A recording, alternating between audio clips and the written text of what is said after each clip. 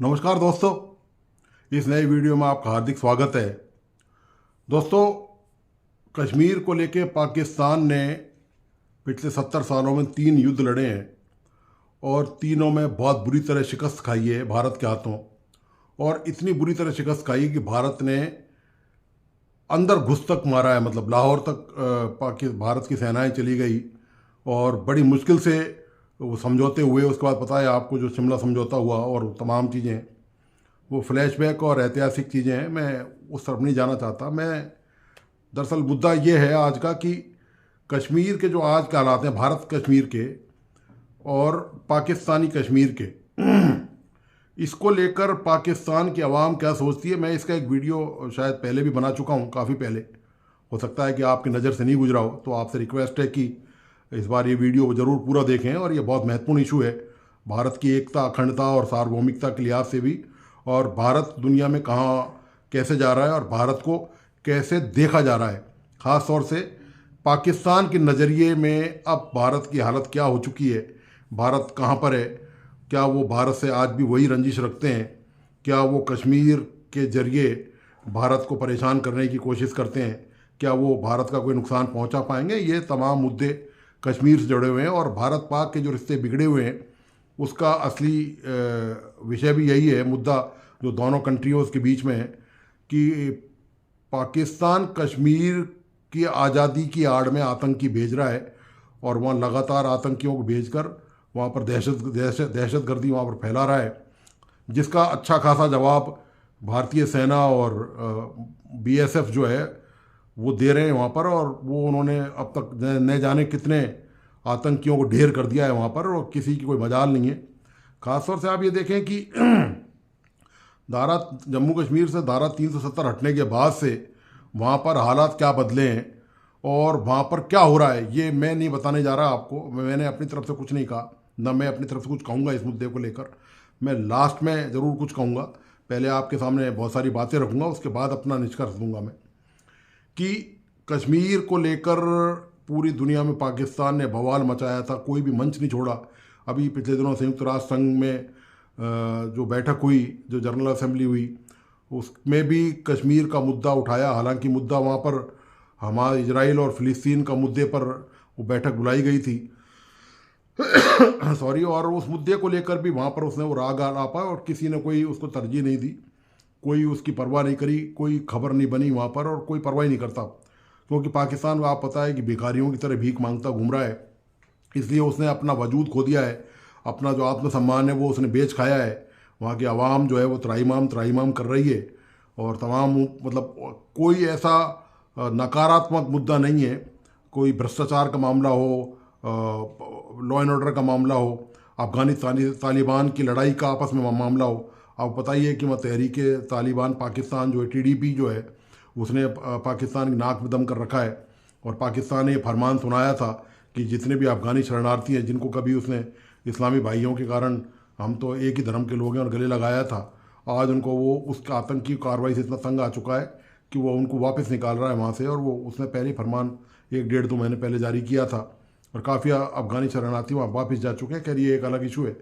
फ़िलहाल इशू ये है कि कश्मीर को लेकर जो भारत में विपक्षी दल हैं वो लगभग पाकिस्तान, मैं तो यही कहूँगा, अब इन तमाम चीज़ों के वो मैं आपके पास साबित भी करूँगा कि जो भारत के विपक्षी दल हैं, कांग्रेस हो, चाहे वो कश्मीर की पार्टियाँ हों, जम्मू कश्मीर की फारूक अब्दुल्ला की पार्टी हो, महबूबा मुफ्ती की पार्टी हो, और जो जितने भी विपक्षी दल हैं, जो रीजनल दल हैं, समाजवादी पार्टी है, जनता दल यूनाइटेड है, तृणमूल कांग्रेस है, और तमाम जितनी भी पार्टियां हैं, इन्होंने सब ने ये कहा था कि साहब हम जो है धारा 370 हटाने के खिलाफ हैं। बहुत अच्छी बात है कि आपको कश्मीर में मानव अधिकारों की बड़ी चिंता है, कश्मीर के लोगों की तरक्की की बड़ी चिंता है। तो ये, लेकिन ये जो चिंता है ना, ये केवल वो जो भारत के बाकी हिस्से के मुसलमान हैं उनके वोट बैंक के लिए है। मैं आपको ये बताना चाहता हूँ, बाकी कश्मीरियों की चिंता और उनके डेवलपमेंट से, उनके चहुमुखी विकास से उनका कोई लेना देना नहीं है दूर दूर तक। क्योंकि यदि ऐसा होता तो पिछले 2 साल में 370 हटाने के बाद, पिछले 2 साल ये और उससे पिछले 5 साल या 2 साल, उनका तुलनात्मक ग्राफ उनके पास होना चाहिए था।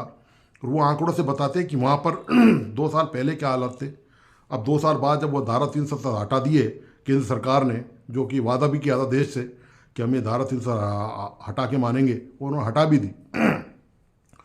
तो वो उन्होंने कभी तुलनात्मक दृष्टि से नहीं देखा और ना उसका कभी अध्ययन किया और ना वो चाहते हैं, क्योंकि इससे क्या है कि उनकी फिर पोल पट्टी खुल जाती है। फिर वो मुस्लिम अल्पसंख्यकों के साथ तुष्टीकरण की नीति, जो वोट बैंक उनको समझते रहे। एक बात और बता दूं मैं आपको, ये स्पष्ट करता चलूं, अब भारतीय मुसलमान बड़ा समझदार हो गया है। बेशक वो भारतीय जनता पार्टी को वोट नहीं दे, लेकिन वो ये भी जानता है अच्छी तरह से कि ये कम नहीं है। ये जो विपक्षी दल हैं, इंडिया के जो विपक्षी दल हैं, कांग्रेस समेत तमाम विपक्षी दल, ये किसी दूध के धुले हुए नहीं है। ये पक्के वही धूर्त हैं अंदर से सारे के सारे दल, और ये किसी भी तरह उनका बल कष्ट निकालने के चक्कर में कि किस तरह से मुसलमानों को भारत में निचोड़ लिया जाए अपने फायदे के लिए।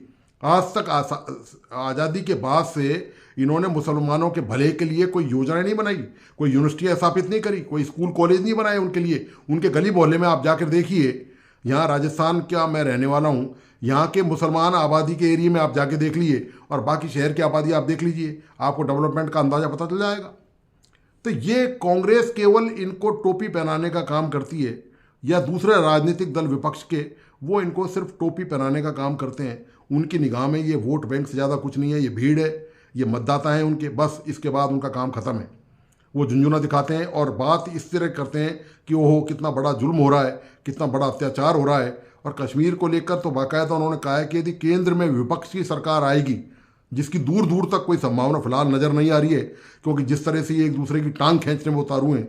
अभी विधानसभा चुनाव में आप बताइए टिकट वितरण को लेकर, इनमें एमपी में समाजवादी पार्टी ने कांग्रेस के लिए क्या क्या कहा है और कांग्रेस ने समाजवादी पार्टी के लिए क्या कहा है। इसी तरह जनता दल यूनाइटेड जो है वो उसने भी, नीतीश मोदी की सरकार ने, वो भी, वहाँ भी उन्होंने अपने एमपी में प्रत्याशी खड़े कर दिए हैं। ये इनकी विपक्षी एकता जो सो कॉल्ड इंडिया इन्होंने बनाया था, उसकी हालत है। खैर मैं उसमें नहीं जाना चाहता, वो एक अलग बहस का मुद्दा हो सकता है। फिलहाल मुद्दा कश्मीर का है। तो कश्मीर में हालत ये है कि कश्मीर लगातार डेवलपमेंट की तरफ जा रहा है, और पाकिस्तान ऑक्युपाइड जो कश्मीर है वो लगातार क्योंकि पूरे पाकिस्तान की हालत ख़राब है, तो ऐसा तो हो नहीं सकता कि एक अंग तो आपका बहुत अच्छा रहे और बाकी पूरे शरीर में दर्द रहे। पूरे शरीर में दर्द रहेगा तो निश्चित तौर पर उस अंग, वो भी अंग आपका जो बॉडी का है वो प्रभावित होगा। तो जब पूरा पाकिस्तान बहुत बुरी तरह से हताश है, निराश है, भिखारी बना हुआ है, वहाँ पर आर्थिक हालात बहुत ज़्यादा ख़राब हैं, डीजल पेट्रोल की रेट आपको अंदाज़ा है ही, वहाँ पर कोई निज़ाम नहीं है, कार्यवाहक सरकार चल रही है, मन में आए जब तानाशाह, वहाँ पर सैनिक तानाशाह आ जाते हैं सत्ता में। और पाकिस्तान की गरीबी की हालत ये है कि पाकिस्तान की बहुत बड़ी आबादी गरीबी की जीवन रेखा से नीचे जी रही है, भीख मांगकर, वर्चुअल भीख मांगकर। पाकिस्तान देखिए, दो तरह से भीख मांगी जा रही है पाकिस्तान में। एक तो पाकिस्तान की आवाम भीख मांग रही है। सऊदी अरब और ईरान की जेलों में जो बंद हैं भिखारी, उनमें से 80-90% पाकिस्तानी हैं। एक तो पर, और यहाँ तक कि मक्का मदीना में जब ये जाते हैं वहाँ पर, तो वहाँ जब वो जो भी इनका जो धार्मिक कार्यक्रम है जो भी करते हैं, वहाँ भी ये भीख मांग लेते हैं। मज़ेदार बात ये है, ये वही पाकिस्तानी के वीडियो में ही मुझे पता चला, मुझे उससे पहले मेरी भी जानकारी नहीं थी कि ये इस हद तक भीख मांगने पर उतारू हैं कि वहाँ ये वो जाते हैं। और आपको बताइए कि मैंने ये भी कहा था एक पिछले वीडियो में कि एक पाकिस्तानी भिखारी हवाई जहाज़ में चढ़ गया पाकिस्तानी एयरलाइंस के में, और वो वहाँ पर भीख मांगने लग गया। और अब पाकिस्तानी एयरलाइंस का हाल ये है कि वो बंद हो चुकी है। पाकिस्तानी एयरलाइंस ऑलमोस्ट समाप्त हो चुकी है, ख़त्म हो चुकी है, क्योंकि उस पर इतना भारी कर्जा हो चुका है, उसको उस पास ईंधन नहीं है। ईंधन नहीं है तो उसने अभी पिछले दिनों 200-250 अपनी फ़्लाइटें इंटरनेशनल सारी रद्द कर दी थी, और अब दूसरी एयरलाइंस वहाँ काम कर रही हैं। ये पाकिस्तान की तस्वीर है, और ये पाकिस्तान इसी मुँह से, और दूसरी तरफ, हाँ सॉरी, दूसरी एक तो भिखारी ये हो गए जो डायरेक्ट भिखारी हैं, एक पाकिस्तान की सरकार भिखारी है। जगह जगह जाकर दर दर कटोरा लेकर, कभी चाइना से, कभी IMF से, कभी वर्ल्ड बैंक के सामने, कभी सऊदी देशों के सामने, खाड़ी देशों के सामने वो कर्जा मांगकर अपना देश चला रहे हैं। कोई डेवलपमेंट नहीं है, कोई विकास नहीं है, एक सुई तक पाकिस्तान में बनती नहीं है। जो पाकिस्तान में जो भी सामान जाता है वो वाया इंडिया जाता है, दुबई और दूसरे रास्तों से, वो उनको दोहरी और 3 गुना, 4 गुना, 5 गुना कीमत पर खरीदना पड़ रहा है। भारत से रंजिश का ये परिणाम भुगत रहे हैं। भारत को कोई परवाह नहीं है, ये वहाँ पाकिस्तान में क्या चल रहा है, भारत की सरकार डजन केयर, उनको कोई लेना देना नहीं है, वो अपने काम से काम कर रहे हैं, वो लगातार तरक्की पर आगे बढ़ रहे हैं।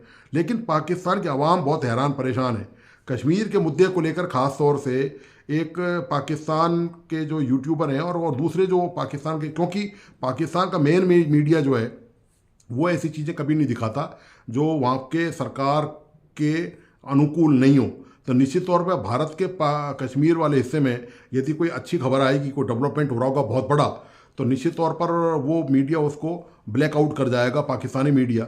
लेकिन सोशल यूट्यूबर्स जो हैं वहाँ पर, वो ज़रूर इन सब वीडियोस को दिखाते हैं और आवाम को दिखाते हैं, पब्लिक को, और वो बाकायदा पब्लिक के नज़रिया बदलने का प्रयास कर रहे हैं कि ये जो सरकार है यहाँ पर, जो भी सत्ता में आती है, उन्होंने केवल कश्मीर के नाम पर देश को बर्बाद किया है। 3 युद्धों में वो लगातार हारे हैं। वही पैसा यदि कश्मीर में के युद्ध के नाम पर जो लड़ा गया पैसा, सेना में जो लगाया जा रहा था, जो युद्ध में पैसा पाकिस्तान का बर्बाद हुआ, वो पाकिस्तान के यदि काम आता तो आज पाकिस्तान की हालत भिखारियों जैसी नहीं होती। ना तो वहाँ जनता भीख मांगती और ना ही वहाँ सरकार भीख मांगती। तो ये पाकिस्तान की हालत हो चुके हैं। तो वीडियो के आप जरिए मैं पाकिस्तान के कुछ वीडियो आपको दिखाता हूँ कि पाकिस्तान की आवाम, पाकिस्तानी ऑक्युपाइड कश्मीर की हालत क्या है और भारत के कश्मीर की हालत क्या है। भारत सरकार पूरी तरह से, मैं आपको बता देता हूँ ये बात साफ तौर पर, पूरी तरह कटिबद्ध और प्रतिबद्ध है। इस कश्मीर को जो भारत का सिर कभी कहा जाता है, इस कश्मीर का सिर जो है वो चमकना चाहिए। इसकी तगड़ी तेल मालिश की जाएगी, इसकी जो तमाम गंदगी है वो सब साफ़ की जाएगी, और वो भारत सरकार सफाई काफ़ी हद तक कर भी चुकी है। और इसको वाकायदा जो ताज है, भारत का ताज कहा जाता है, ये जो ताज है ये लगना चाहिए दूर से भी। इसमें तरह तरह के हीरे मोती, मतलब विकास, डेवलपमेंट के तरह तरह की चीज़ें इसमें लगाई जाएं और पूरी दुनिया को लगना चाहिए कि वास्तव में ये भारत का मुकुट है और भारत ने ही ये इसको सुरक्षित रख रखा है। और भारत के वहाँ जो लोग रह रहे हैं वो भारत के साथ बहुत खुश हैं और वो अपनी तरक्की भारत के साथ ही देखते हैं। तो भारत सरकार लगातार ये प्रयास कर रही है। हालांकि आतंकी कार्रवाई बीच बीच में छुटपुट होती रहती है वहाँ पर। आप बताइए पाकिस्तान की बदनीति कितनी ख़राब है। पाकिस्तान अपनी समस्याओं से मुंह मोड़ने के लिए, अपने जो घरेलू हालात हैं, उनके जो भिखारी हैं वो वहाँ पर जो भीख मांग रहे हैं, जो तमाम रोज़गार के हालात हैं वहाँ पर, उन सब से वो उनसे लोगों को गुमराह करने के लिए बीच बीच में आतंकी कार्रवाई करवा देता है। उससे कोई ज़्यादा फर्क नहीं पड़ता भारत की सेहत पर, क्योंकि भारत के जो जवान हैं, भारत की जो सेना है, भारत की जो BSF है, वो उनको ठिकाने लगाने में माहिर है और उनको बहुत अच्छा अभ्यास है। और इस बहाने उनका गोली चलाने का अभ्यास भी हो जाता है और वो आए दिन किसी न किसी को वहाँ उड़ा देते हैं, आतंकियों को। तो ये तो कोई ख़ास बात नहीं है, ये तो अपने लिए नॉर्मल रूटीन की बात हो गई है। तो आप ये वीडियो देखिए लास्ट में जाकर कि कैसी आवाम वहाँ त्राहिमाम कर रही है। जब उनसे कश्मीर का मुद्दा जैसे ही मतलब छेड़ा जाता है कि वो भारत का कश्मीर लेंगे क्या, तो वो आवाम कैसी कैसी बातें कहती है वहाँ खुद की सरकार, पाकिस्तान की सरकार के लिए, और क्या क्या वो बोलती है कि कैसे उनको मूर्ख बनाया गया है पिछले 70 सालों में। ये आप तमाम पाकिस्तान के वीडियो जो मैंने जुटाए हैं कहीं से, वो आप वहाँ पाकिस्तान के अवाम का रिएक्शन देखिए, लोग वहाँ कर कैसी प्रतिक्रियाएं दे रहे हैं और किस क्या हाल है उनका वहाँ पर। और वो पाकिस्तान ऑक्युपाइड कश्मीर के जो आंदोलन हुए पिछले दिनों मुक्ति की मांग को लेकर कि हमको भारत जाने दो, हमको जो है भारत से संबंध स्थापित करने, बलूचिस्तान ने भी यही मांग करी थी कि हमको भारत जाने के लिए, ट्रेड के लिए रास्ता खोला जाए, क्योंकि इन्होंने वहाँ झांसा देकर उनको रख रखा था कि हम आपके लिए ये कर देंगे, खासतौर से POK में, पाक ऑक्युपाइड कश्मीर में, कि हम इस कश्मीर को ऐसा कर देंगे, वैसा कर देंगे। और उस कश्मीरियों को वो भिखारी बना दिया है इन्होंने। उनको भी अपने, ये भाई पाकिस्तान खुद भिखारी है, वहाँ जो कश्मीरी रह रहे हैं उनको भी भिखारी बना दिया है। तो दूसरी तरफ भारत के कश्मीरी हैं, उनकी हालत क्या है, पाकिस्तान के कश्मीर की हालत क्या है, ये आप पाकिस्तान के जो वीडियो हैं वहीं के, वहाँ के जो फेमस यूट्यूबर्स हैं, जो लाखों की संख्या में उनके व्यूवर्स हैं, उन्होंने बनाए हैं, आप ज़रूर उनको देखिए। और इसी के साथ मैं आप उम्मीद करता हूँ कि आपको ये डिस्कशन पसंद आया होगा और लास्ट तक वीडियो ज़रूर देखिए। और प्लीज़ इस यूट्यूब चैनल को यदि मित्रों ने, जिन दोस्तों ने लाइक सब्सक्राइब नहीं किया हो, वो लाइक सब्सक्राइब करें और प्लीज़ बेल आइकॉन दबाना नहीं भूलें। तो धन्यवाद, नमस्कार। क्या इन सारी सिचुएशन के अंदर जो कि हालात आपके सामने मुल्क के जो अब इस टाइम गुजर रहे हैं, इन सारे सिचुएशन के बीच में हम यहाँ पर नारे तो लगाते हैं कश्मीर बनेगा पाकिस्तान, अगर हम इंडिया साइड कश्मीरी जो वहाँ के कश्मीरी है उनको कहेंगे कि भाई वो सब कुछ फैसिलिटी जो आपको मिल रही है, ज़िंदगी की सहूलियात, वो छोड़कर आप हमारे पास आ जाओ, क्या वो सारा कुछ छोड़कर हमारे पास आएंगे ये इन सारे हालात को देखते हुए? सर डेफिनेटली उनका दिल तो पाकिस्तान के साथ ही धड़कता है, ठीक है ना, तो आना भी चाहिए उनको, चाहे वो थोड़ा सा कंप्रोमाइज़ ही करना पड़े, लेकिन ये है कि अपने मुल्क के हालात पहले बेहतर करने चाहिए हमें, ताकि कश्मीरी अवाम का रास्ता खुल सके। यहाँ के अवाम खुद बाहर जाना चाह रही है, हमारे 20 से 25 लाख नौजवान मुल्क छोड़कर चले गए, और वहाँ पर नौजवान जो कि अगर आप रिसर्च करेंगे तो पूरे पाकिस्तान से ज़्यादा डैम्स आपको जम्मू एंड कश्मीर में मिलेंगे। अगर आप रिसर्च करेंगे तो दुनिया के टॉप 10 यूनिवर्सिटीज़ में से 2 या 3 यूनिवर्सिटीज़ आपको जम्मू एंड कश्मीर की मिलेगी, जो इंडिया साइड कश्मीर है। क्या वो सारे फैसिलिटी छोड़ के फिर भी आप ये बयान देंगे कि वो हमारे पास आना चाहेंगे? और आपने सच्चा बयान देना, फैक्ट पे बात करनी है। सर फैक्ट तो यही है कि अभी तो हालात नहीं, सिचुएशन उसके अकॉर्डिंग नहीं है, लेकिन आने वाले वक्तों में इंशाल्लाह हो जाएगी कोई बेहतर। मैं आपको एक छोटी सी वीडियो दिखाना चाहूँगा। हॉस्पिटल क्यों, क्या हो गया? एम्स हॉस्पिटल जो कश्मीर में बन रहा है। एम्स हॉस्पिटल दिखाने जा रहा हूँ जो कश्मीर बन रहा है। देखिए देखिए यहाँ से स्टार्ट होता है ताकि देखिए वहाँ तक पूरा पहाड़ कवर करके रखा है इस हॉस्पिटल ने। पूरा पहाड़ हॉस्पिटल ही है ये ना, दिल्ली एम्स से भी सुने कितना इन्वेस्टमेंट कर रहे हैं। हॉस्पिटल होने वाला है। तो डेफिनेटली सुनिए जरा, सुनिए। इसको अप्रूव किया है गवर्नमेंट ऑफ इंडिया ने 2019 में। 1828 करोड़ इस प्रोजेक्ट में लगा हुआ है एम्स हॉस्पिटल में, ठीक है। 2025 में यहाँ पे ओपीडी सभी ओपन कर दिया जाएगा। 1828 करोड़ रुपए लगा रहे हैं सिर्फ और सिर्फ हॉस्पिटल के प्रोजेक्ट के ऊपर। अब मुझे बताएं एक मुल्क का रिहायशी क्या चाहता है अपने मुल्क से? यहीं के अगर बीमार हो तो ज़िंदगी की सहूलियात अच्छी मिले, बच्चे अच्छे स्कूल में पढ़ें, तो वहाँ पर कश्मीरियों को सब कुछ मिल रहा है। तो यहाँ पर हम देखेंगे पिछले टाइम के आपने देखा होगा कि सबसे ज़्यादा प्रोटेस्ट ही हमारे साइड कश्मीर में हो रहे हैं। तो क्या लगता है कि आपको खुश कौन से कश्मीरी ज़्यादा लग रहे हैं? सर ये तो ना खाली बस बातें ही हो रही हैं, हम नारेबाजी करते हैं, हम उनके लिए कर कुछ नहीं रहे, ठीक है ना। तो ये तो तब पता चलेगा ना जब हम उनके लिए कुछ कर रहे होंगे, ठीक है। तो हमें चाहिए कि उनके लिए कुछ करें ताकि उनको ये फील हो कि हम बाकी दिल से उनके साथ हैं। बिल्कुल सही बात है। ठीक है यहाँ ना। पर हम हर खाली नारेबाजी से काम नहीं चलेगा। हर साल कश्मीर बनेगा पाकिस्तान तो कहते हैं, लेकिन कश्मीर के लिए आज तक कुछ भी नहीं कर पाए हम। नहीं कर पाए। और वो कश्मीरी भाई भी पहले हमें कहते थे कि कश्मीर बनेगा पाकिस्तान, लेकिन अब वो मजबूरन ये कहते हैं कि कश्मीर बनेगा खुद मुख्तार। ये तो है, बिल्कुल ऐसी बात ही है, ऐसे ही है। क्या लॉयल्टी है हमारे कश्मीर के साथ? सर लॉयल्टी सिर्फ दिखाने की हद तक है, ठीक है, कुछ अमली तौर पे नज़र नहीं आ रहा। तो 370 के आर्टिकल के बाद जितना को डेवलपमेंट इंडिया ने अपने कश्मीर को कर लिया, अब यूएन के अंदर रेजोल्यूशन, यूएन के अंदर बैठता है, कश्मीर के बारे में बताता है इंडिया कि भाई मैंने ये चीज़ें की है, तुमने कश्मीरियों के लिए क्या किया? तो हम क्या जवाब देंगे? हमने आधा कश्मीर तो सियाचिन को उसको दे दिया, चाइना को दे दिया हुआ, तो हम कश्मीर के साथ लॉयल हैं या वो अपने मुल्क के साथ ज़्यादा लॉयल है? सर वो फिलहाल उनकी तरफ से देखें ना, जैसे आप बता रहे हैं कि काम शाम हो रहा है, तो वो अपने काम से जो है ना कश्मीरी अवाम को अपनी तरफ खींच रहे हैं, ठीक है ना। तो इसी तरह हमें भी चाहिए कि उनके लिए हम ऐसे काम करें कि यार वो वाकई लगे कि यार उनको कि पाकिस्तान की तरफ हमें जाना चाहिए, ठीक है। और बस फिर भी एंड पे यही नारा होगा कश्मीर बनेगा पाकिस्तान। सही हो गया गैस, आपने देखी, आपने जाने भाई की राय, भाई ने सारी बातें करने के बाद एंड पर यही कहा कि कश्मीर बनेगा पाकिस्तान। हम नारा तो लगाते हैं लेकिन कश्मीरियों के लिए किया क्या है, ये सवाल आज के 2-3 बंदों से मजीद पूछूंगा। आइए मेरे साथ मिलकर जानते हैं। कैसे, नाम क्या आपका? नासिर अब्बास। क्या करते हैं? चेयर्स का काम। सही हो गया। क्या लगता है कि कश्मीरी पब्लिक, कश्मीर एक पाकिस्तान का, दूसरा हिंदुस्तान के पास है, इस टाइम कौन से कश्मीरी ज़्यादा खुश नज़र आते हैं आपको? हमें तो इंडिया वाले लग रहे हैं खुश होंगे। क्यों? पाकिस्तान में तो हम नहीं खुश, तो वो कैसे हो सकते हैं? अच्छा, क्या हुआ पाकिस्तान में? पाकिस्तान में गुर्बत, करप्शन और हर चीज़ ही हुई है। तो क्या इस चीज़ का हल क्या है? हल यही है, चुप करके मर जाओ, क्योंकि हमारा कुछ नहीं हो सकता।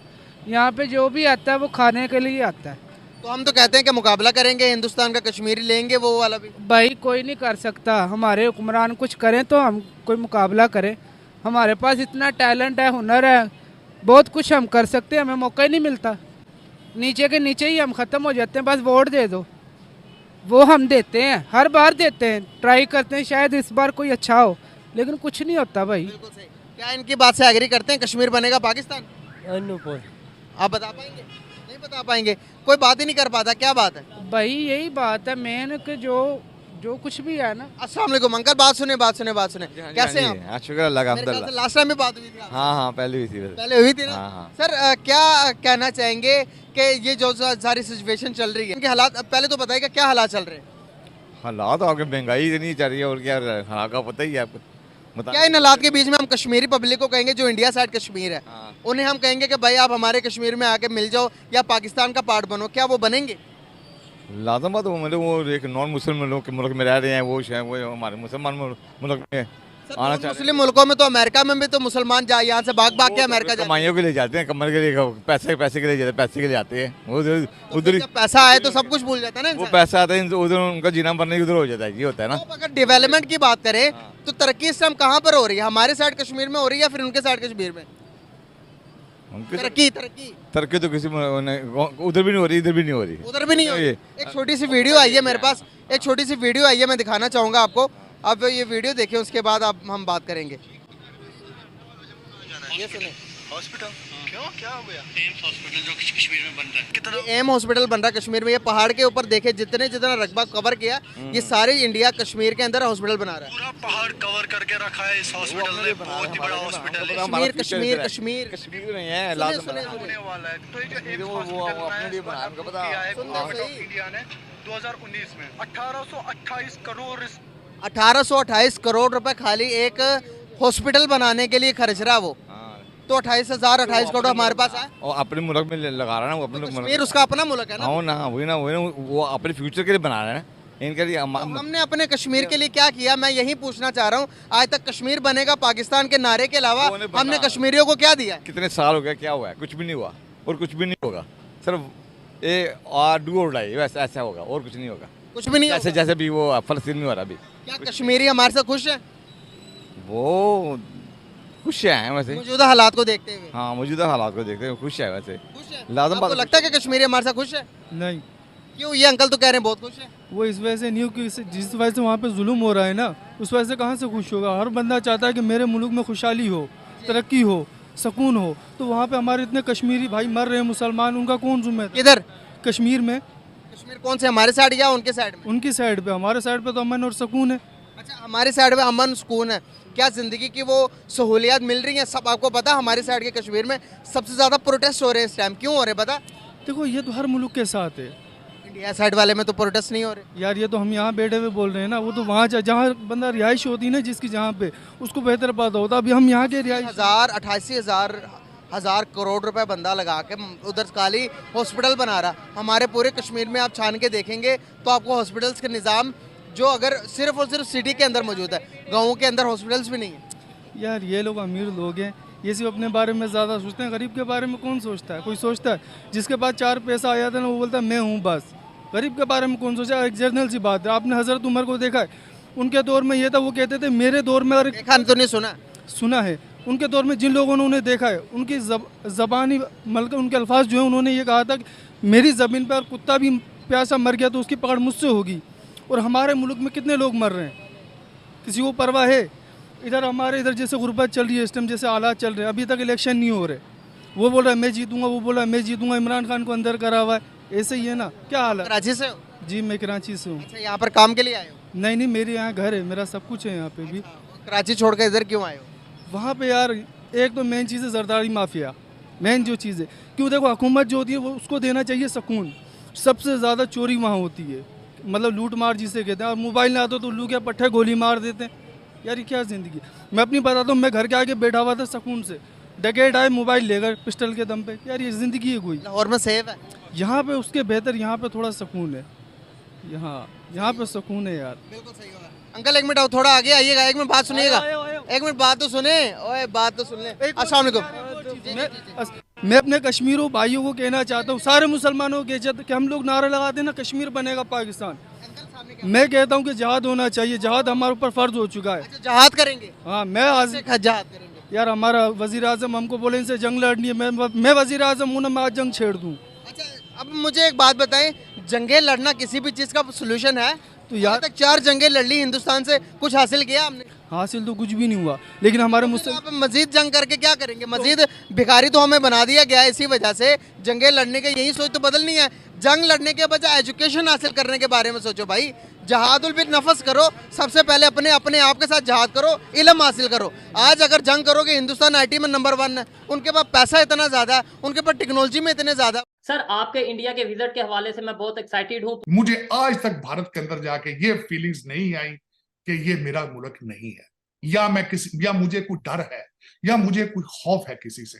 ये एक सेकंड के लिए, आज से नहीं, पिछले 20 सालों से जा रहा हूं, एक दफा भी किसी दिन मुझे ये एहसास हुआ हो कि यार मुझे डर है यहाँ पे, मुझे कोई पकड़ ना ले, मुझे कोई रोक ना ले, मुझे आज तक एहसास नहीं। 7 लाख से ज्यादा इस वक्त भारतीय कतर में जो है वो डायस्पोरा है, वहां पे काम कर रहे हैं।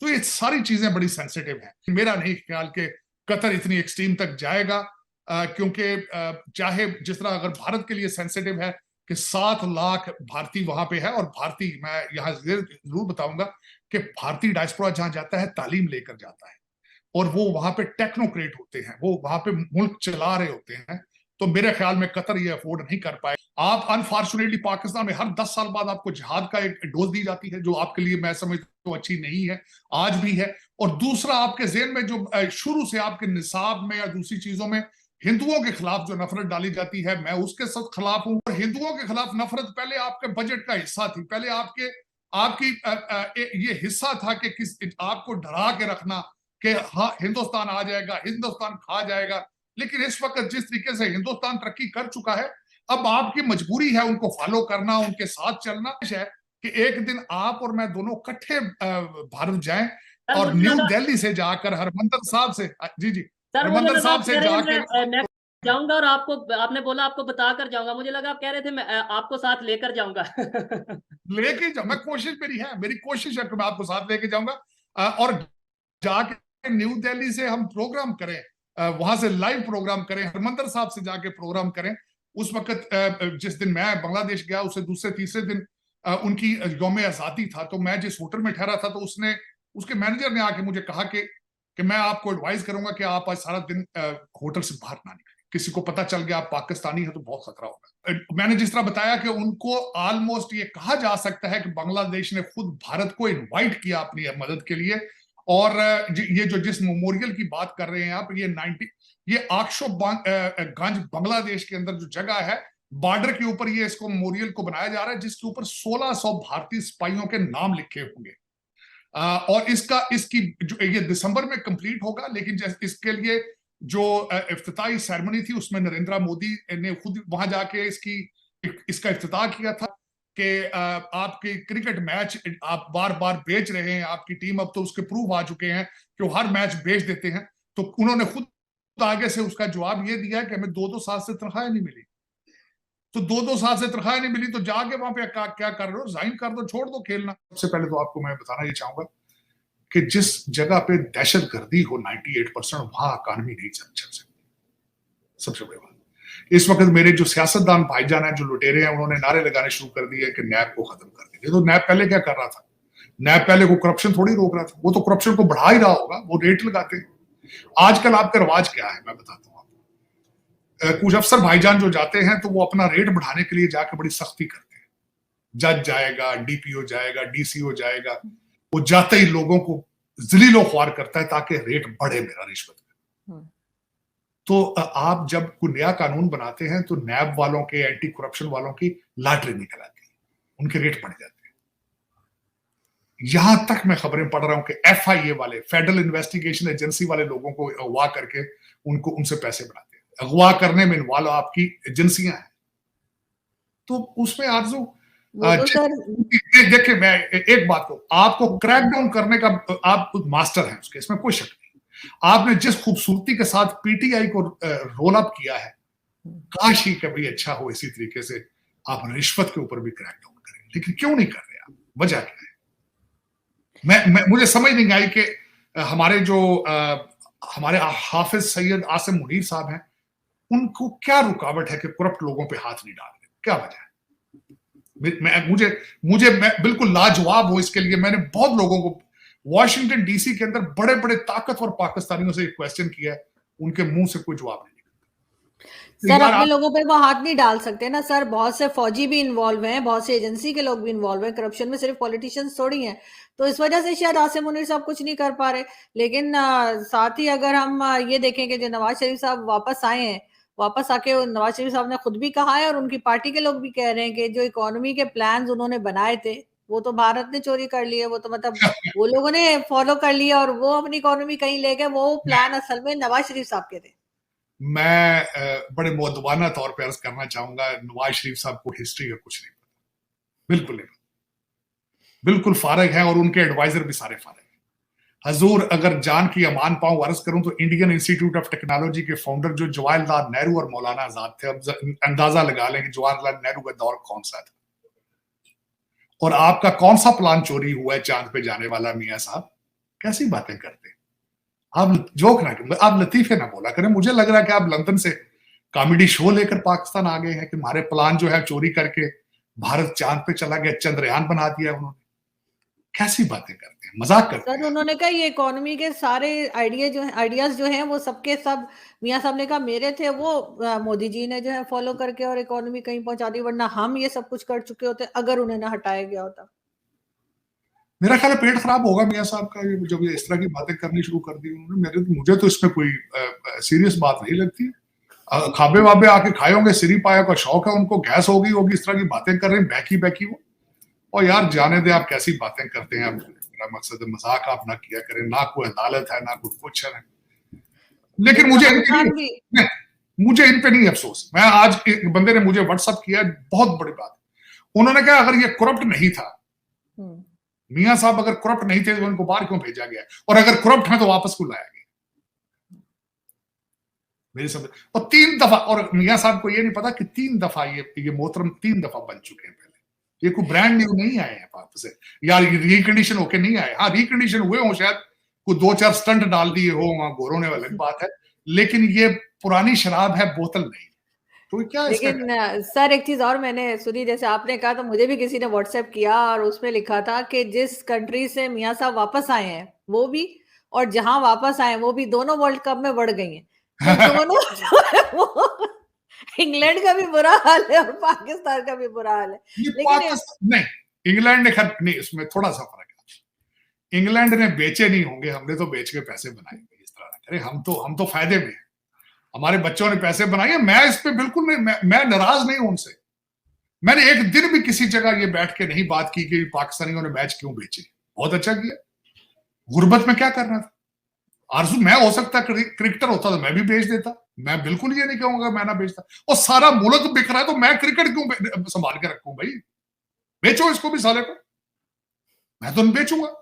अच्छा रेट लग गया तो दो, मैं तो कौन सा कहता हूं ना बेचो। वो कहते हैं 2-2 साल की तनख्वाह नहीं मिली तो उन्होंने भी तो पेट पालना, बहुत अच्छा किया, मैं तो खुश हूं उन पे। कौन सी चीज जो नहीं बिक रही, जो क्रिकेट को संभाल के आपने वापस साथ लेके जाना, प्राइड तो है ही नहीं किसी चीज में। जो आपके मुताबिक जो आप कह रही हैं, सैयद हाफिज आसम मुनीर साहब भाईजान जो हैं, जब वो वादे हमारे से कर रहे हैं, कौम को अगर रास्ता दिखा रहे हैं, चाहे वो एग्रीकल्चर का हो चाहे महकमा ज़राअत का हो, तो 2-2 3-3 आयतें कुरान के साथ पढ़ के हमारे जैसे लोगों को फिर गलत उम्मीदें क्यों लगवा रहे हैं। हमारे जैसे लोग फिर पहले ही नाजुक दिल के लोग हैं, 76 साल से हमें ठुड्डे मारे जा रहे हैं, उम्मीद लगती है फिर वो खराब हो जाती है, पर क्या करें।